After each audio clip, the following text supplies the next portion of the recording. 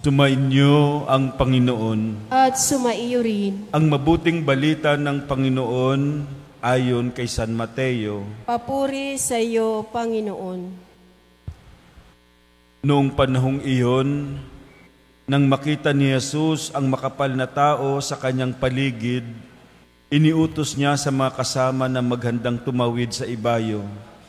Nilapitan siya ng isang eskriba at sinabi sa kanya, "Guro, susunod po ako sa inyo saan man kayo pumaroon."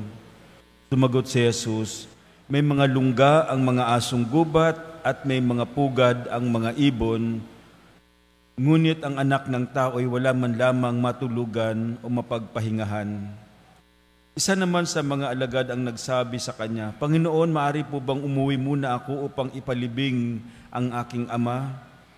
Ngunit sinabi sa kanya ni Jesus, "Sumunod ka sa akin at ipaubaya muna sa mga patay ang paglilibing ng kanilang mga patay." Mga kapatid, ang mabuting balita ng ating kaligtasan. Pinupuri ka namin, Panginoong Hesukristo. Maupo po ang lahat. Sa ating ebanghelyo, may isang eskriba na lumapit kay Jesus, gusto niyang sumunod sa kanya. Pero ang sabi ni Jesus, ang mga asong gubat ay may mga lungga, ang mga ibon ay may mga pugad, samantalang anak ng tao ay wala man lamang mapagpahingahan ng kanyang ulo. No? At meron din isang gustong sumunod kay Jesus. Pero ang sabi niya kay Jesus, "Susunod po ako, pero hayaan niyo muna akong ilibing ang aking ama." Ang sagot ni Jesus sa kanya, "Hayaan mong ilibing ng patay ang kapwa nila patay." Mga kapatid, sa araw na ito, binibigyan tayo ng Panginoon ng isang napakahalagang desisyon para makasunod ng tama sa Kanya. Ito yung letting go of the people, letting go of our achievements, letting go of our desires, letting go of our worldly allurements in exchange of following the Lord. Ibig sabihin, gagawin nating priority ang Diyos sa buhay. Ang tanong, kaya mo bang gawing priority ang Diyos? Kaya mo bang unahin ang Diyos kaysa sa iyong pamilya? Kaya mo bang unahin ang Diyos kaysa sa iyong karir? Kaya mo bang unahin ang Diyos kaysa sa iyong sariling pangarap? Kaya mo bang unahin ang Diyos kaysa makamundong bagay? Kung ang sagot mo ay oo, yes, then you are ready to welcome the Lord. Naalala ko yung kwento ng isang binatilyo na gustong pumasok sa seminary. Inausap niya yung vocation director na in charge sa pagtanggap ng mga candidates for seminary formation. Ang sabi ng vocation director sa kanya, "Meron ka ba bang pamilya?" "Wala na po akong nanay at tatay." Sabi ng binatilyo, "Meron ka bang trabaho?" "Wala na po akong trabaho." "May girlfriend ka ba?" "Wala po akong girlfriend." "Meron ka bang gustong mangyari sa buhay mo?" Ang sabi niya, "Wala na po." No? Alam mo po, hindi siya tinanggap ng vocation director. Marahil magtataka kayo, bakit hindi siya tinanggap? Wala naman siyang pamilya. Alam niyo po, isang unang tinitingnan sa mga nag-a-apply, pumasok sa seminary, ay yung kung anong yung iiwan. No? Na parang in exchange for God. Kapag wala kang iniiwan para sa Diyos, para nagiging out of no choice ang Panginoon, wala na Kaya parang, papasok lang ako sa seminary kasi wala na akong choice, parang ganon.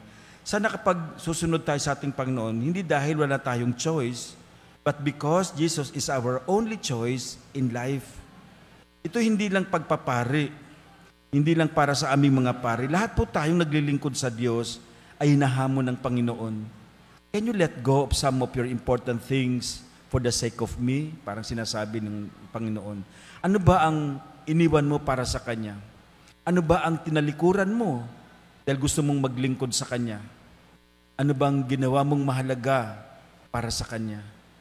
Nung ako'y pumasok sa seminary, marami akong iniwan. Tao, material na bagay, yaman, trabaho ko, pamilya ko. No? Pero alam niyo po, narito pa rin naman sila sa puso ko.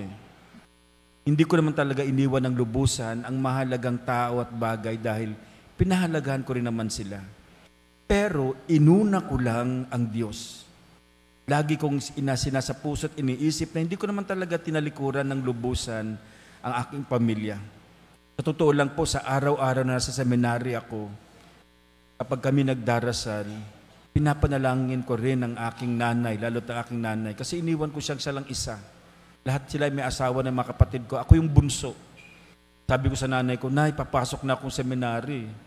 Sabi niya, pumasok ka na. Sinong kasama mo? Hayaan mo na ako. Kasi akong bunso. Hanggang ngayon, matagal na akong pare, nanay ko pa nag-iisa. Buhay na buhay pa. Alam niyo po, natatakot akong pumasok dahil in and out ang nanay ko sa ospital. Nung nagtatrabaho ko, meron akong card para pag na-hospital siya, hindi na ako magbabayad. Binabayaran ko siya monthly, yung card. Pero sabi ko, Lord, iiwan ko nanay ko. Pero kapag nagkasakit yan, lalabas ako. No?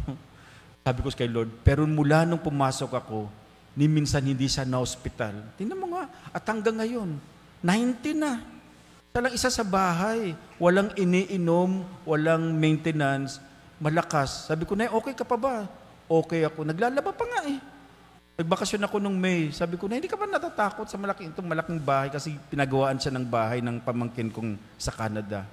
Pinalagaan niya ang nanay ko nagpalaki sa kanya. Nung nasa Canada, yung pamangkin ko, pinatayuan niya ng malaking bahay. Pero siya lang isang nakatira.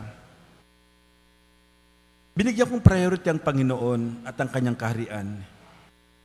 Alam po, hindi lahat ng pumapasok sa seminary, hindi naman lahat tayo ay mamumuhay naming tulad ng pare. Pero lahat ay nahamon, gawing priority ang Diyos sa buhay.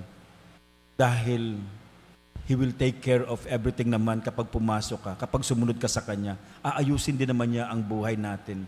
Natatakot lang tayong talikuran, iwan, pero actually, tutulungan din niya tayo. Sana sa pang-araw-araw nating buhay, sana maging wise tayo to always prioritize God. Sana bigyan natin ng kahalagahan ng paghahari ni Kristo sa ating mga desisyon, sa ating mga pagpili sa mga bagay-bagay. Hindi ko sinasabi na talikuran nyo ang inyong pamilya, no? Dahil dito na kayo lagi sa simbahan, o talikuran yung trabaho, o ibang bagay na tumutulong sa ating paglago. Kaya ang mensahe tamo sa ating ngayon, just put God first in our life and everything will follow. Ayusin ng Diyos ang lahat.